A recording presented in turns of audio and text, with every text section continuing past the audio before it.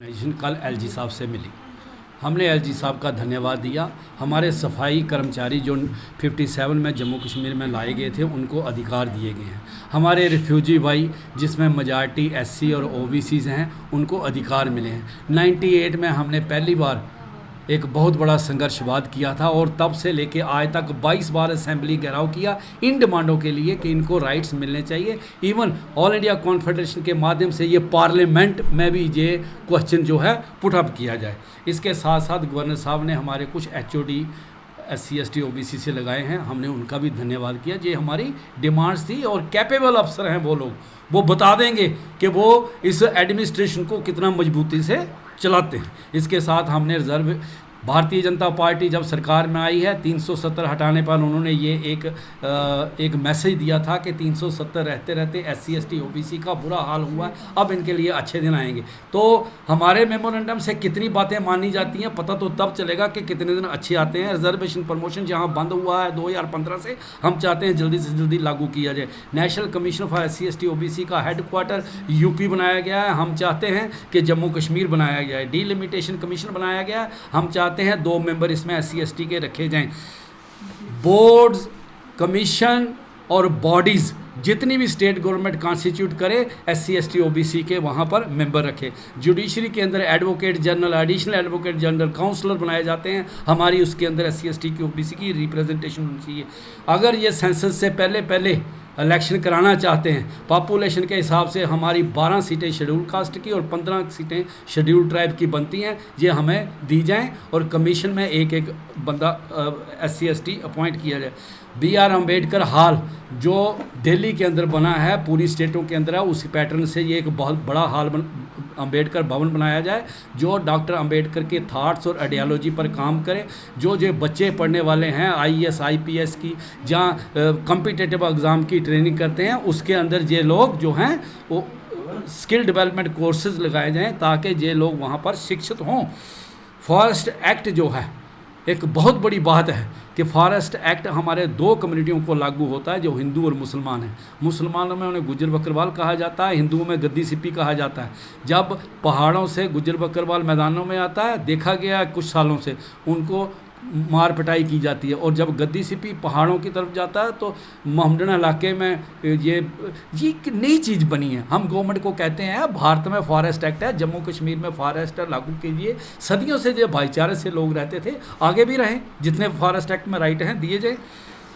जितने भी जम्मू कश्मीर में लाइसेंस परमिट दिए जाएँ, जैसे गैस का दिया जाता है, जैसे पेट्रोल पंप का दिया जाता है, तो जो बाकी लाइसेंस है वो क्यों नहीं दिए जाते? JDA के अंदर लैंड वितरण में SC ST OBC को रिप्रेजेंटेशन क्यों नहीं दी जाती?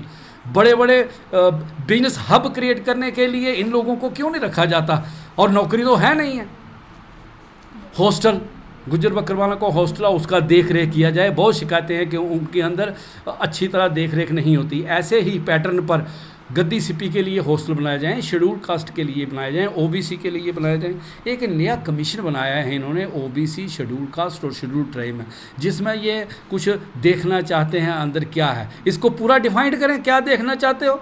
OBC मंडल कमीशन 27% रिजर्वेशन है, आप 2 दे रहे थे, 4 कर दी। धन्यवाद है LG साहब का, हमने ये रेज रखा था लेकिन उसका 27% है। 10% अभी भी रिजर्वेशन स्टेट गवर्नमेंट के पास है। हमने LG साहब को कहा है इमीडिएटली आप इनको 10 दीजिए ताकि 14 हो, आगे इसको 27 कैसे करना है उस पर सोच विचार किया जाए। और इनको OSC सर्टिफिकेट मिलता है, OBC सर्टिफिकेट दिया जाए ताकि जो भारतवर्ष में जो रिजर्वेशन है उसका फ़ायदा उठाएँ। जितने भी सरप्लस लैंड है, अग्रेरियन लॉ है, उसमें हमें SC ST को ज़मीन जायदाद दी जाए। ये तो लैंडलेस हैं, ये तो बिजनेसलेस हैं, ट्रेडलेस हैं, तो इनको ज़मीन दी जाए, कानून है। अगर कश्मीर में ही देनी है दें, हम जाने के लिए तैयार हैं। स्पेशल कंपोनेंट प्लान है SC ST का, उसको कितना लागू किया है? एक SC और एक ST एडवाइज़र दिया जाए। एडिक्वेट जितने भी हमारे 99 बैच के KS और KPS अफसर हैं, अगर इन्होंने कंसिक्वेंटल बेनिफिट सीनियरिटी जो पूरे भारतवर्ष में है, जो जम्मू कश्मीर में भी दिया जाता था, जानबूझ के बंद किया है। ये सारे के सारे अफसर सेक्रेटरी लेवल पर होते, एडिशनल डायरेक्टर जनरल की पोस्ट पर होते। हम कह रहे हैं कि इनको HOD बनाया जाए, ये कॉम्पिटेंट ऑफिसर हैं। होमलेस को शेल्टर दिया जाए। गवर्नमेंट मोदी साहब ने स्कीम बनाई थी, 2 लाख लोग मकान बनाने इन्होंने। हम चाहते हैं कि गरीब लोगों को, जिसमें SC ST OBC भी हैं, उनके लिए उनको जो बना के मकान दिए जाएं। 9 यूनिवर्सिटी हैं रिजर्वेशन देती हैं, कितनी यूनिवर्सिटियों में रिजर्वेशन है इसका डाटा कलेक्ट किया जाए। हम कहते हैं कि ये जो मेरा सफाई कर्मचारी भाई है, इसके बच्चों को भी क्या सफाई कर्मचारी बनाना है?